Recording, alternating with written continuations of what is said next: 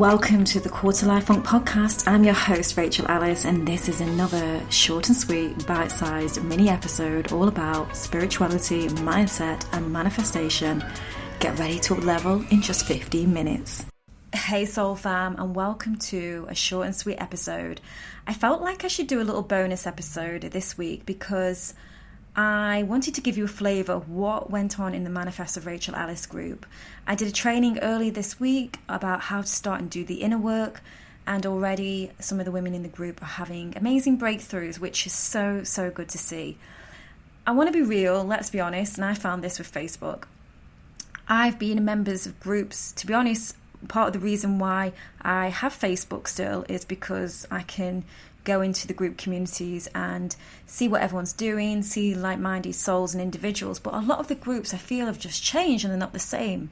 So I want to be on a mission to kind of create an amazing high vibe community of souls, and it's really starting to do that. We are sharing our stories together. We are lifting each other up. We are sharing real and raw moments, successes and celebrations, and obviously there's training from me in there. And I have, the girls, we sometimes do meditation, or we've had one member do a crystal little show and tell us all about crystals. So it's really cool. It's not my community, it's like our community. So I'd love for you to come in. I'll put the link in the podcast notes, but also the link is on the Instagram bio. And another thing as well with Facebook groups, I feel we're a lot more kind of open. With Instagram, it's a little bit more visible, but with Facebook, in a nice private community of like-minded souls, we're going to be more open to things. And to be honest, I won't censor myself as much with the training because I know many like-minded individuals are watching the Facebook, and I know them quite well. I chat with them a lot. I know their needs, and I tailor my training to suit them as well. So it's a really great community, and I'd love for you to come in. So what I want to talk about today is the concept of healing, issues, and how to start and do the inner work. When I used to hear the word healing or you need to heal, I'm going to be honest again with you. I used to think about like sitting in a therapist chair in a cold clinical office, and I used to think it was quite a severe approach, and I think that's mainly from films where I've got this idea from, when in fact therapy is fucking amazing. It rocks. Everybody should bloody do it, you know what I mean? But we have these kind of beliefs and perceptions, and that was my filtering of healing and therapy. I associated it, and when it's actually not true, and that isn't the actual correct connotation. And then I would hear the word issues and hear really catty bitchy remarks like, oh my God, they've got issues. And we've all fucking got issues. Even Jenny in my book on the Perfect Instagram, she's got issues. And issues, I had issues of playing it small in life. I had issues of lack of self-worth. I had issues of attracting unemotionally available men. And if you go around saying someone who's got issues thinking you're fucking Miss Perfect, then you've got issues. Honestly, we all got issues. So embrace having issues, because all that really is programming based on your childhood and seeing the world in your little childhood eyes. A lot of it, obviously some of them come from adulthood as well. And if you go back in my previous podcast episodes, I kind of go through this a lot, because I'm not here to help you manifest fucking free Starbucks, guys. I'm here to help you manifest dream abundant life. I'm here to help you manifest the big things. My view of The Secret. It's not as easy as rubbing a genie's lamp. I have an entire book dedicated to the fact that manifestation is a process. It's an overall way of being. It's a process of unlearning, of unbecoming, of getting rid of these false truths that you've carried on. Don't get me wrong, some truths are very true, we take on all sorts of programming, but a lot of it is a load of shit. And I want you to get rid of it so you can reclaim your power, step into your limitless self, and move forward with life. Because when we get rid of the limiting beliefs attached to our manifestation, we don't self-sabotage. We move forward fearlessly towards our goal. We're more likely to be high vibe because we're not going to plummet in a funk and when we have a self-sabotage, and we're lighter, we're free of all the shame, the guilt, whether it's shame of having abortion like me or the guilt of having one, and we're free from these limitations of I'm not worthy, I'm not good enough, and we can move forward and we can reconnect with our true selves. So that's why I'm on a mission to help women to do this. And I've had, I'm trained in NLP, hypnotherapy. I've done loads of courses, classes. I've read books after books after books. I've just immersed myself into everything. So now I can give you the toolkits to help you to do what I did in such a short period of time and to not take the long journey, so you can have all the shortcuts and secrets basically. So that's my mission, and I'm going to go through some of the aspects in the book that will help you to start and do the inner work, because that's really, if you want to become a powerful manifester, the biggest powerful manifestors can commit themselves to the inner work. And if you don't want to look at it in a manifestation perspective, look at successful people. They all have the common theme of mindset, fantastic, amazing mindsets. They're reconnected with the higher selves, they're reconnected with the true limitless selves. So the first thing that I would love for you to do, and I'm going to put all this in the podcast notes, is to identify what I call pesky patterns. Identify these pesky patterns in your life. And what you could do is just reflect and look back in your life and notice this is a common theme. Or you can get a piece of paper, draw a timeline and put love at the top as a topic. And you could map out all the moments where you've experienced love in your life, or relationships, breakups and so forth. Or money's a great one as well. When you first opened a bank account, first received money, what was the feeling? Were you ever turned down for promotion? You can map these things out, and it just helps you to identify patterns and limiting beliefs that you might have as well. And patterns are things that are playing on repeat, and healing is basically when you heal, you end the pattern. That is what healing is.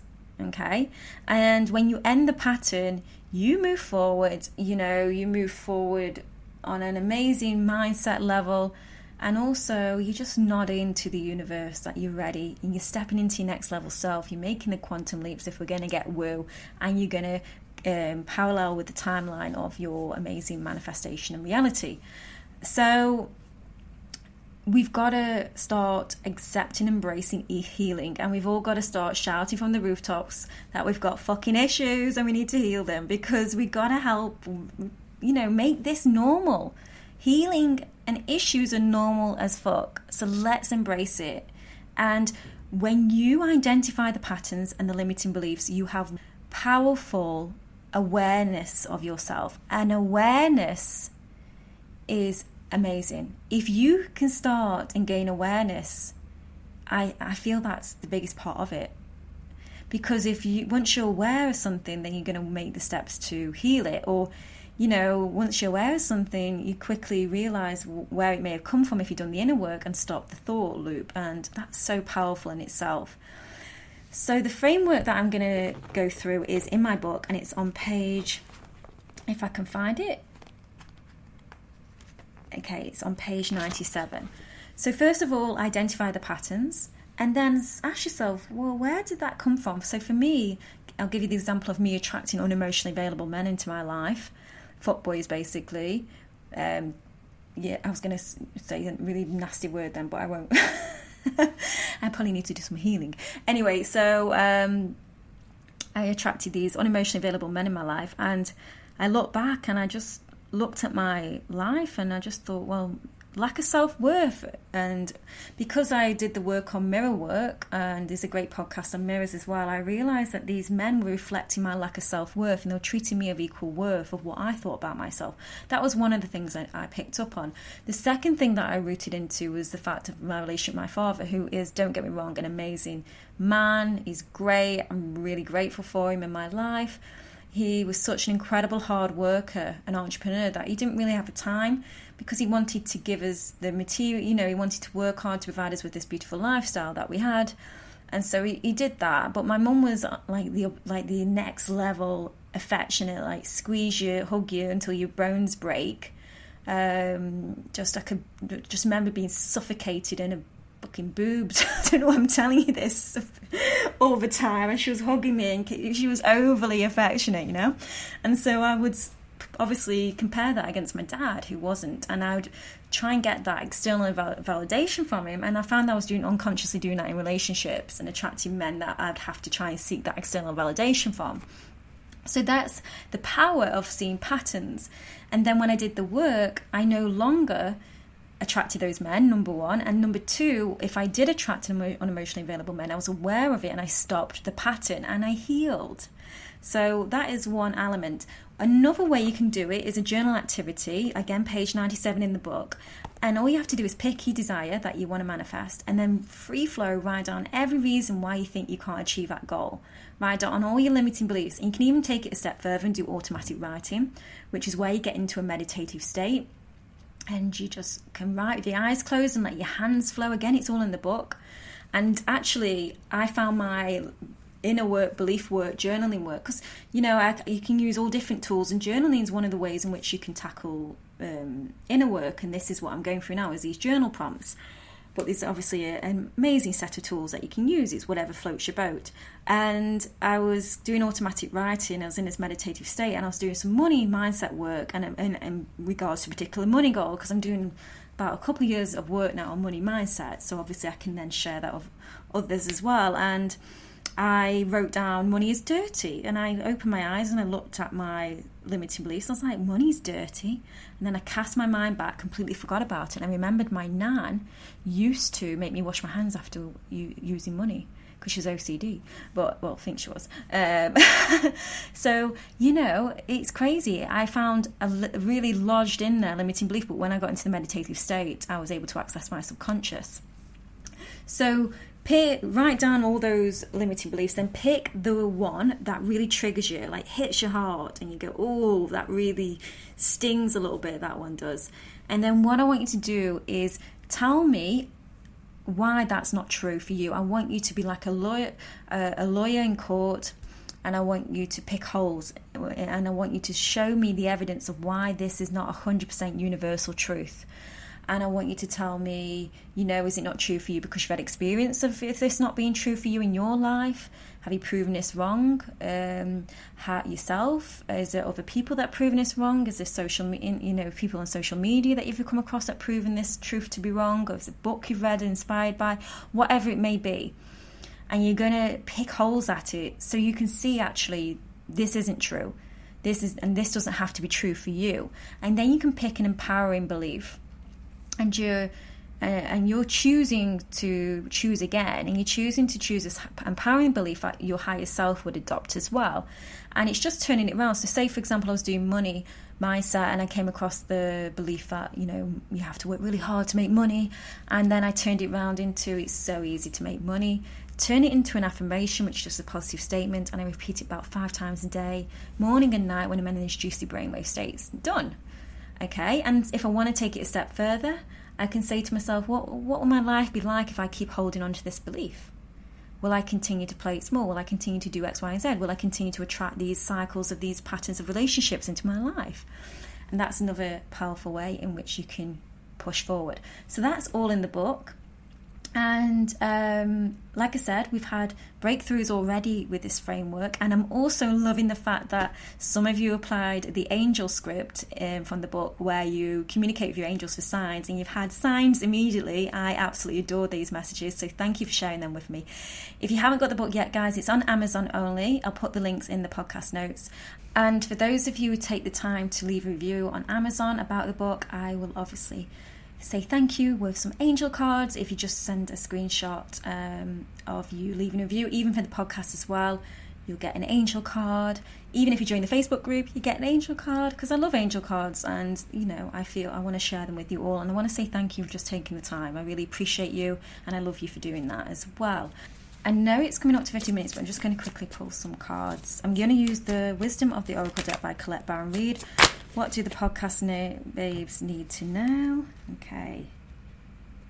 I got the soulmates card, guys. So somebody's either dealing with a soulmate, you've found your soulmate, they're coming in, or you're finding your soulmates by joining like-minded communities like the Facebook group. I'm glad I got that in there.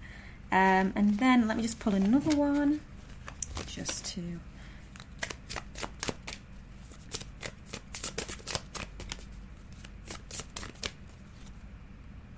Okay, I've got regeneration.